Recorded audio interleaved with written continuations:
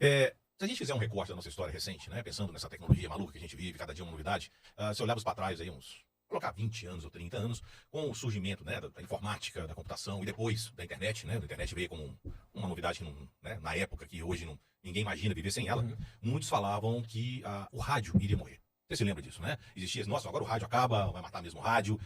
E as rádios estão cada dia mais fortes, né? Saudáveis. Não se vê nenhum espaço com toda a tecnologia que se abre para o encerramento da atividade das rádios, né?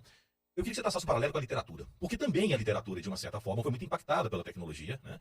Livros, papel, muitos diziam, não, isso vai acabar, isso vai sumir, não vamos ter mais nem literatura, nem livros didáticos, nós vamos falar um pouquinho sobre esse tema também, né? Eu queria que você traçasse esse paralelo com a literatura, pensando nessa questão da tecnologia. Então, você falou, né, pouco, 20 anos atrás aí, mas em 1999, quando eu entrei na PUC para fazer o curso de filosofia, eu lembro que eu sempre estava com um livro, né? E uma vez um colega disse para mim assim: olha, você gosta muito de ler, né? Eu falei, gosto. Para mim a literatura é vida. Pois é, isso vai acabar. O livro vai acabar. Eu disse, vai? Ah, o livro vai acabar. Olha aí, ó, tá chegando a internet, uma nova tecnologia, porque o livro é uma tecnologia também, né?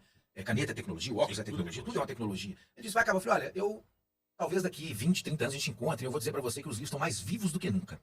Mais presentes do que nunca na vida das pessoas. E mais fortes do que nunca. E hoje, né, pensando aí 24 anos depois, porque isso foi em 1999, né, nós estamos aí em 2023, isso foi no século passado, né? Já tem um século, né? Tem muito tempo, né? Nós já estamos velhos também, já tem século, né? Já passei século, né? Já passei um século, né? E pensando hoje, né, no livro, no mundo hoje digitalizado, né, no mundo hoje das mídias sociais, né, no mundo hoje do YouTube, eu afirmo que o livro está cada vez mais forte.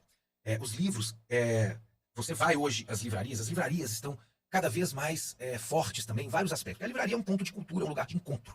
É um lugar onde as pessoas têm uma experiência que na internet elas não têm. Você pode dizer assim, eu vou comprar um livro ali na internet. Tá, você compra, mas você não tem a experiência que é estar na livraria e conversar com o livreiro ou com a livreira, que vai te dar dicas, que vai conversar sobre a obra. Aí você quer comprar, por exemplo, o livro da Eliane Martins, Louça de Família, aqui da Autêntica Contemporânea, mas ao mesmo tempo você sai da livraria, não só com esse livro, mas conhecendo outras obras que foram lançadas, conhecendo autores que talvez você não iria conhecer, comprando pela internet, né? Então, a livraria é um lugar de uma experiência única. A internet não te proporciona essa experiência. Por mais que hoje você tenha enfim, não gosto muito desse termo, não, mas é isso. Os influenciadores, né? Eu acho que é meio maluco falar disso, né? Influenciando quem? Influenciando o quê, né? Enfim, isso é uma longa discussão, um longo papo, mas eu sou meio que assim... Nós já tivemos aqui, inclusive, essa discussão. Eu vi no canal de essa discussão. Porque, na verdade, é um conceito extremamente complicado. Você falar que alguém é um influenciador, né? Sobre várias óticas. Mas... E aí, assim, hoje você tem aí, né, nas redes sociais, né? No YouTube, no Instagram, no TikTok, enfim, todas essas redes aí que tem aí, você tem os influenciadores, que são os booktubers, né? Enfim, que falam de livro. Mas isso também, para mim, não substitui a ida a uma livraria. Mas deixa eu te fazer uma provocação. Eu concordo plenamente com você, né? Apesar de eu particularmente não estar inserido no universo dos livros, mas entendo que é um segmento extremamente importante para a sociedade. Nós não estamos condenados a ter uma atividade econômica relativa aos livros focada em nichos pequenos. Pessoas que, como você, são apaixonados pelos livros, da mesma forma como aconteceu com o vinil, né? Com os discos. Porque, de uma certa forma, do ponto de vista bem econômico mesmo, a atividade, ela é rentável? Ela justifica a sua existência? Além dos nichos? Porque isso é uma questão, me parece, bem delicada de se tratar. Porque você não vê livraria em todos os bairros, você não vê espalhados pela cidade, com uma atividade econômica, como se diz, sustentável, né? Apesar de ter, até respondendo, né, a pergunta do seu amigo lá, há 20 anos atrás, os livros realmente não morreram, estão fortes, é um mercado que não vai acabar. Não acaba não. Olha, Marcos, eu acho assim, não acho que é uma coisa de nicho, não. Eu vou dar um exemplo. Essa semana saiu uma matéria falando exatamente sobre isso, né? Do crescimento das livrarias e do mercado de livro. Por exemplo, antes da pandemia, hoje a maior rede de livrarias que nós temos é a Leitura, né? A Leitura hoje tem 101 lojas. Está espalhada por 23 ou 24 estados no Brasil. Alguns não estão ainda. E vem crescendo cada vez mais. Ano passado, em São Paulo, várias livrarias de ruas foram abertas. Várias. Aqui em Belo Horizonte, você teve aí... você tem os sebos que estão aí persistindo, né, resistindo há anos e anos e anos. Você tem as livrarias de rua, né? Eu trabalho em uma livraria de rua, que é a Livraria do Belas, que é ali na Gonçalves Dias, onde tem o cinema do Belas Artes, que é o antigo DCE do FMG. Mas você tem a Quixote, você tem a Genipapo, você tem a Script, você tem a livraria de rua, você tem a Outlet do Livro, você tem várias. Ali na Savassi você tem um monte de livraria.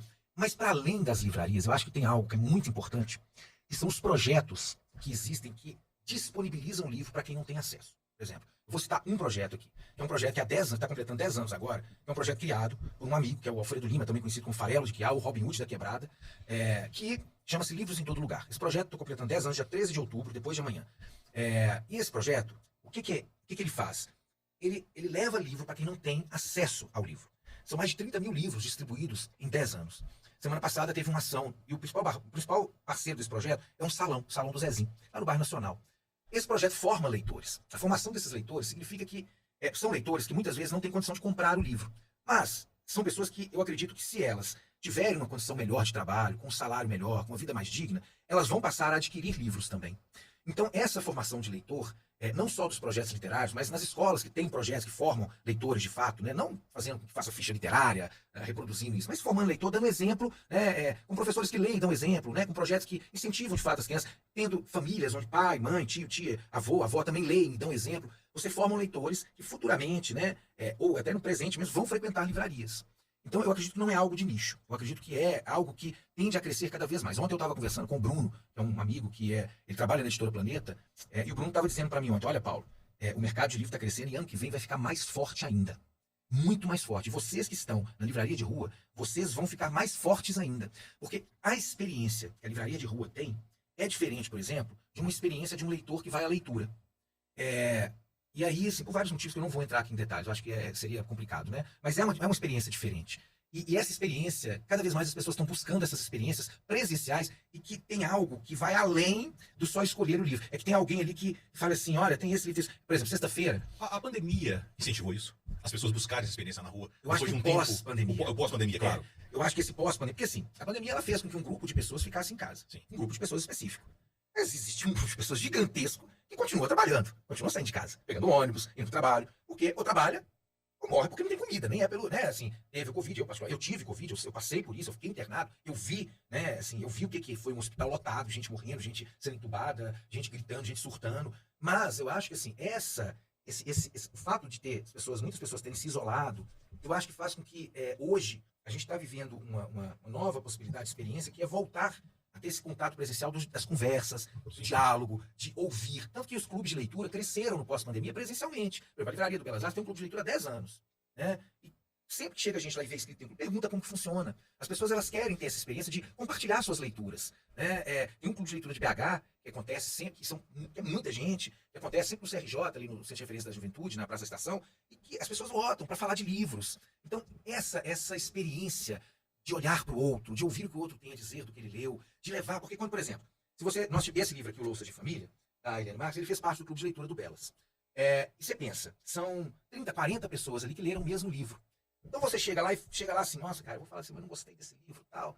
Não é meu caso não, tá? Porque eu, simplesmente, para mim, esse livro aqui, é o melhor livro que eu li nos 2 últimos anos. Eu acho difícil encontrar um livro que eu leia que seja melhor.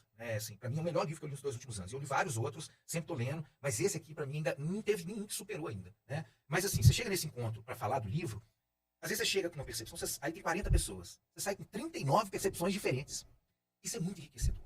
Então, eu acho que essa experiência, ela é algo que ela enriquece, engrandece, né, o leitor, e não só o leitor, mas o que tem por trás do leitor, que é uma pessoa que tem ali uma carga emocional, uma carga de experiência de vida, que pode, a partir da leitura de outro, modificar o seu olhar sobre o livro, não só sobre o livro, mas sobre até uma temática que o livro traz. Essa pessoa viu de uma forma, nossa, eu não tinha visto dessa forma. Então, acho que eu não vejo essa possibilidade de criar nichos. E vejo também um mercado, né, economicamente falando, eu acho que as livrarias, elas estão aí porque elas estão se sustentando.